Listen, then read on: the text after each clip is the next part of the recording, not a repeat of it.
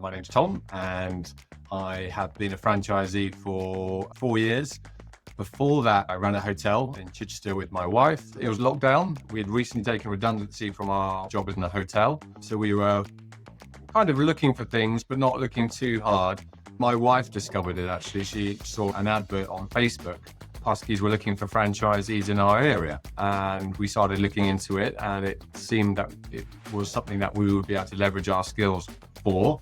The world seemed to be moving towards Airbnb and this sort of model of holiday lets. And it just seemed like a really sensible thing to do. And I think everyone considers running it themselves first. For us, we didn't want to be on our own. So we buy the business, we get the manual on how to run it.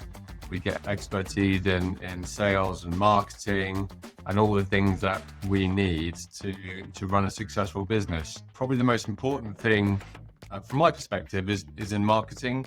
We've got guys at Pass the Keys who understand digital marketing, which is not something that I'm au fait with. They create these AdWords and things on Instagram and Facebook, which I have no understanding about at all. And then we get leads come through. People click on our adverts and want to know how much money they can make from their property. I call the leads up and off we go from there. I don't think we could do this job without having the technology behind it. A typical example would be that we have 50 properties that we manage. So the way it works is a guest will make a booking for one of our properties for a weekend away. That will then automatically generate a job in the system for the cleaners. The cleaners will have their apps on their phones, and then one of our cleaners will see that job has come up.